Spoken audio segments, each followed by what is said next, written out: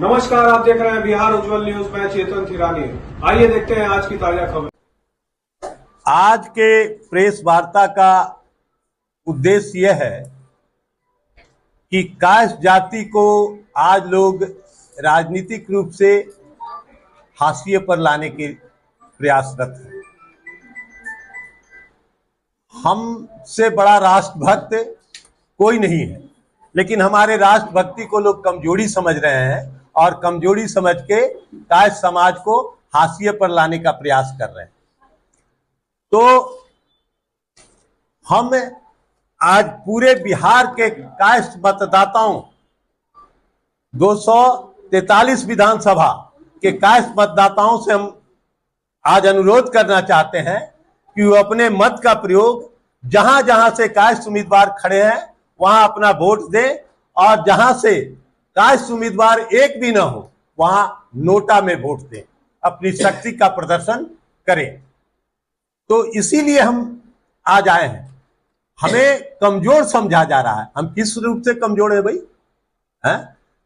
पढ़े लिखे 100% हम हैं, हम बुद्धिजीवी हैं, हम अपना कमाते हैं, अपना खाते हैं, नेताओं के पीछे भागते भी नहीं हम हैं, अपने बुद्धि कौशल से कमाते। फिर किस बात का हम कमजोर हैं? हमारे लोगों को मानसिक रूप से टॉर्चर किया जा रहा है। तो इसलिए हम आज आप लोगों के माध्यम से पूरे बिहार के कास्ट मतदाताओं को कहना चाहते हैं कि अगर अपने अस्तित्व को बचाना है तो इस बार आप पूरे विधानसभा क्षेत्र जितने भी हैं वहां आप कास्ट मतदाता को वोट दें, और कास्ट उम्मीदवार वहां नहीं है तब आप अपना वोट नोटा में डालें। मानसिक रूप से कौन आप लोगों को सता रहा है? मानसिक रूप से कौन टॉर्चर कर रहा है? अभी और सुन। अच्छा, मानसिक रूप से इसलिए टॉर्चर किया जा रहा है कास्ट समाज को कि आप देख लीजिए कि कास्ट में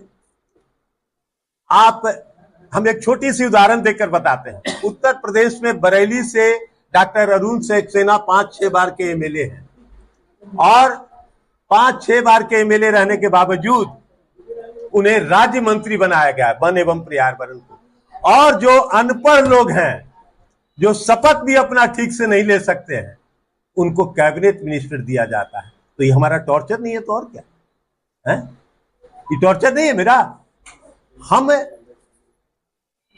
इतिहास बनाते हैं, हम पढ़ते नहीं है इतिहास, हम इतिहास रचते हैं। भारत के प्रथम राष्ट्रपति डॉक्टर राजेंद्र प्रसाद, संविधान निर्माता कौन है? डॉक्टर राजेंद्र प्रसाद है। संविधान की कॉपी खो गई तो फिर हूबहू संविधान किसने लिखा? डॉक्टर राजेंद्र प्रसाद ने लिखा। डॉक्टर सच्चिदानंद, यहाँ बिहार विधानसभा, बिहार विद्यालय परीक्षा समिति, ये सब डॉक्टर सच्चिदानंद सिन्हा के जमीन पर है। उन्होंने सब दान कर दिया। अभी सिन्हा लाइब्रेरी था, वो भी उन्होंने सरकार को अपने अंडर में कर लिया। तो हम तो दान करते रहे हैं, और आज हमें हमारे राष्ट्रवाद होने का कमजोरी हमको समझ रहे हैं लोग। आपको बता दें, हम सीने पर गोली खाएं, पीठ पर नहीं। बिहार का ही हम बात करते हैं। आप छपरा चले जाइए और पता लगाइएगा कि फूलेना प्रसाद श्रीवास्तव आजादी की लड़ाई में तिरंगा फहराने जा रहे थे, अंग्रेजों ने उन्हें 9 गोली मारा, 9 सीने पर लिए। जब वो गिर पड़े तो उनकी पत्नी तिरंगा उठाकर फहराई। तो हमारी तो महिलाएं भी क्रांति में आगे रही है, और हमें कहते हैं कमजोर जाती है। हम राष्ट्रभक्त हैं तो कमजोर जाती हैं। आप मोहनदास करमचंद गांधी, जिन्हें बापू कहते हैं लोग, वो कांग्रेस अध्यक्ष के उम्मीदवार बनाए थे सीताराम पटैया को, और सुभाष चंद्र बोस भी राष्ट्रीय अध्यक्ष पद के लिए लड़े और उन्हें हरा दिया, हराकर राष्ट्रीय अध्यक्ष हुए। लेकिन अपनी ताकत दिखाने के बाद उन्होंने राष्ट्रीय अध्यक्ष के पद से इस्तीफा दे दिया, और फिर उन्होंने आजाद हिंद फौज का निर्माण किया अंग्रेजों से लड़ने के लिए। वो चाहते सुविधा भोगी होते तो आईसीएस थे वो। ये कोई झूठी बात हम नहीं कर रहे, वो सुख सुविधा में रहते, लेकिन वो राष्ट्र के लिए उनकी मृत्यु आज भी पहेली है, नहीं पता चलता है। मात्र 1.5 साल प्रधानमंत्री रहे, लेकिन इस 1.5 साल में उन्होंने आज बड़े बड़े लोग अर्थशास्त्री कहलाते, फलाना कहलाते हैं, और फटी धोती पहनकर वो प्रधानमंत्री का ओथ लेने गए थे। मात्र 3 जोड़ी कपड़े उनके पास थे, और उन्होंने 1.5 साल में जो दिया देश को, अमेरिका ने जब कह दिया कि हम आपको अनाज नहीं देंगे, हम अपना गेहूं नील नदी में डाल देंगे लेकिन आपको नहीं देंगे। तब उन्होंने कहा कि हम एक शाम खाएंगे लेकिन अपने स्वाभिमान को तुम्हारे पास झुकेंगे नहीं। और उन्होंने फिर हरित क्रांति किया, जिसके चलते आज अन्न का भंडार है इस देश के मामले में। फिर श्वेत क्रांति किया, और श्वेत क्रांति करके उन्होंने आपको दूध के मामले में भी निश्चित कर दिया। तो हमें उसके बाद आ जाइए, हम सब अभी नया बात बता रहे हैं। अब करने क्या जा रहे हैं? सुनिए, पहले सुन लीजिए पूरी बात, तब हम करने वाले बात पहले बता चुके करने वाला, फिर बताएंगे। सुन लीजिए पहले। उसके बाद 74 में, आप लोग कोई 74 के तो जन्म कभी नहीं हुआ होगा, जेपी आंदोलन के में जब हम लोग उस आंदोलन में शामिल थे, हम भी मिलर स्कूल में पढ़ते थे, ज्यादा बड़े नहीं थे, 9th-10th में मिलर स्कूल में पढ़ते थे। तो उन्होंने संपूर्ण क्रांति का आंदोलन चलाया और पूरे भारत में उस समय जो कांग्रेस का कुशासन था उससे देश को मुक्ति दिलवाया। हम कास्ट लोग पहले कांग्रेस को वोट देते थे, लेकिन जेपी आंदोलन के बाद कांग्रेस ने कास्टों को दरकिनार कर दिया, तो हम लोग भारतीय जनता पार्टी को वोट देने लगे। लेकिन भारतीय जनता पार्टी भी है, आज कांग्रेस का स्थिति देख लीजिए, उत्तर भारत में उनकी क्या स्थिति है, हिंदी बेल्ट में क्या स्थिति है उनकी, सत्ता में नहीं आ पा रहे। जिस दिन हम भारतीय जनता पार्टी को छोड़ेंगे उस दिन भारतीय जनता पार्टी भी एक एक सीट के लिए ललायित हो जाएगा, ये मेरा दावा है। हम राष्ट्रभक्त हैं। हम आज गूगल पर सर्च कर रहे थे इस सबसे युवा क्रांतिकारी कौन था, तो मुझे मिला खुदीराम बोस। मुजफ्फरपुर जेल में उनको फांसी हुआ था, मात्र 18 साल के थे और बहुत गरीब परिवार से थे खुदीराम बोस। तो उन्होंने कहा कि मैं भारत को माता को क्या दूं, तो वो क्रांति करने लगे आजादी के लिए। बटुकेश्वर दत्त, मेरे मोहल्ले में जक्कनपुर में उनका मकान है, अब बटुकेश्वर दत्त गली फेमस है, उन्हें काला पानी का सजा दिया गया। कहां कहां हम नहीं थे। आप इतिहास पढ़िए, चंद्रगुप्त मौर्य की सेना में कायस्थों ने सिकंदर से युद्ध किया था। तो हमको इस तरह से मेंटली टॉर्चर, मोरली टॉर्चर, आप एक साथ कायस्थ मिलकर एक मूली खवारते हैं। अरे हमारी जरा बंदूक और तलवार के ताकत भी पढ़ लीजिए इतिहास में। न हम डरे हैं न हम झुके हैं किसी से, हम अपना काम करते हैं, अपना खाते हैं, कहीं दरबारी भी नहीं लगाते। अब कुछ इस बार अपने साथ है, मतलब जितने भी कायस्थ उम्मीदवार खड़े हैं पूरे बिहार के 243 सीट पर, हम चाहे वो किसी दल से हो या निर्दलीय हो, हम उनको वोट देंगे। और जहां हमारे एक भी कास्ट उम्मीदवार नहीं है वहां हम नोटा को वोट देंगे। हम गिनाएंगे, 2,000 वोट है, 3,000 वोट है किसी विधानसभा में, किसी में 50,000 है, तो हम गिनाएंगे कि देखो हमारी शक्ति पर। और ये सुन लीजिए, आज जो जातीय गणित पर टिकट दिया जा रहा है, ये मेरा दावा है, हम 45 साल राजनीति में है कि एक जात के बल पर कोई भी विधानसभा या लोकसभा का चुनाव नहीं जीत सकता, तो हमें दरकिनार करना। आज देख लीजिए केसी सिन्हा, एक विद्वान व्यक्ति, वाइस चांसलर, 70 मैथमेटिक्स का किताब लिखे हैं केसी सिन्हा, और देश विदेश से मैं देख रहा हूं कि मोबाइल पर आ रहा है, उनके चेला लोग उनका समर्थन कर रहे हैं।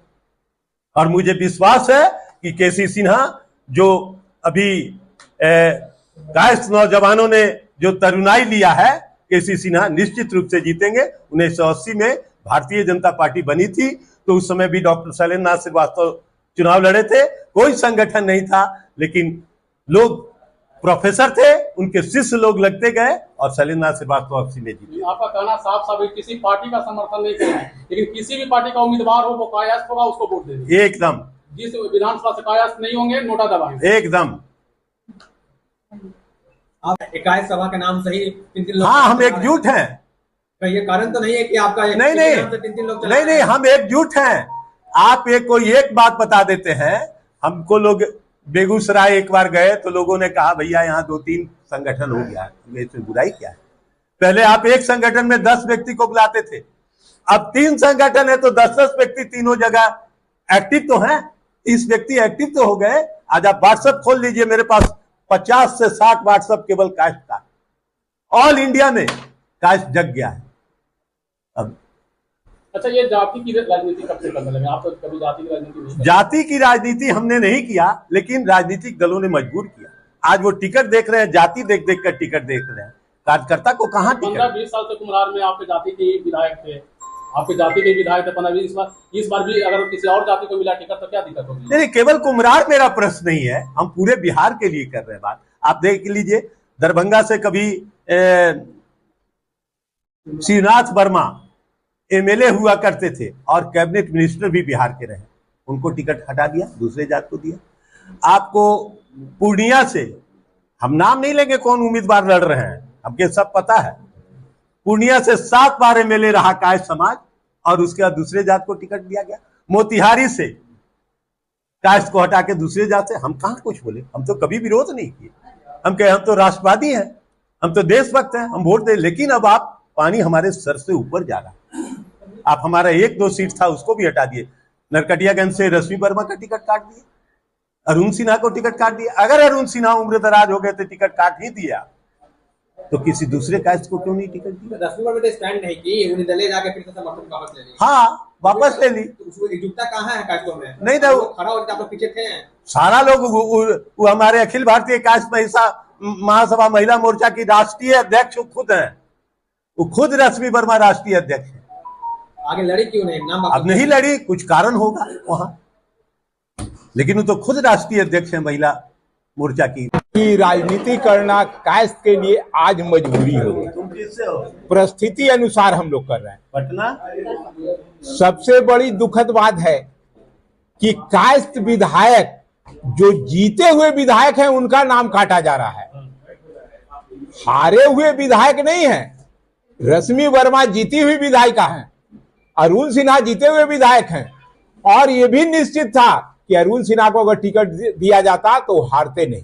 कहीं ना कहीं रश्मि को भी मौका दे रही है। बीजेपी दूसरों को मौका नहीं दे रही है, बीजेपी में कुचक्र चल रहा है। ये मौका देना थोड़ी ये बात है। आप मौका हमको दूसरे क्षेत्र में क्यों नहीं टिकट देते हैं? तो ठीक है, हमको काट दिया गया यहां से, लेकिन जहां मेरे जात के लोग नहीं है वहां तो टिकट दे करके देखिए, मैं वहां भी जीत जाऊंगा। कायस्थ एक ऐसा समाज है जो कि हर जाति के साथ रहता है। माया प्रसाद, हम वहां से भी जीत जाए, कहीं से भी खड़े होते थे, अगले को हरा ही देते। अब बात है कि हर जाति संगठित है, समय बदला, हर जाति संगठित है। अगर कायस्थ संगठित है तो दूसरे लोगों को चुभ क्यों रहा है? लोग इतना क्यों परेशान है कि कायस्थ संगठित हो गया? कायस्थ संगठित होगा, कायस्थ इसलिए संगठित होगा कि अगर राजनीति में कायस्थ को एकदम आप हटा दीजिएगा तो वो तो ठीक नहीं। जहां तक सवाल है कुम्हरार का, तो वहां तो केसी सिन्हा निश्चित जीतेंगे। उनका समर्थन कर रहे हैं एकदम 100%, जिता के ला रहे हैं, एकदम जिता के ला रहे हैं। अच्छा, जनसुराज का समर्थन कर रहे हैं कि नहीं, केसी सिन्हा का कर रहे हैं। केसी सिन्हा का? हाँ, हम हर जगह कायस्थ अगर निर्दलीय भी है, दूसरे क्षेत्र से है, दूसरे पार्टी से है, तो भी उसका समर्थन कर रहे हैं। जी क्या कहेंगे, कायस्थ समाज आज गोलबंद हो गया है, तो इतना लोगों को दर्द क्यों है? ये तो सामने वाला को समझना चाहिए ना। ज्यादा अपने जात को कर रहा है, भूमियार अपने को कर रहा है, ब्राह्मण अपने को कर रहा है, तेली कुर्मी अपने को कर रहा है, तो कायस्थ भी कर रहा है। तो इसमें लोगों को चुभने की बात कहाँ से आ गई? आज जब हम लोग को दरकिनार किया जा रहा है तो हम अपने लिए लड़ाई लड़ रहे हैं, अपने समाज के लिए लड़ाई लड़ रहे हैं, तो लोगों को चुभना नहीं चाहिए। क्यों चुभ रहा है? जब सरकार ही जातिवाद पर अपना ये कर रही है, तो फिर कायस्थ समाज जातिवाद की बात कर रही है, तो क्यों? इसमें चुभने की तो कहीं बात ही नहीं है।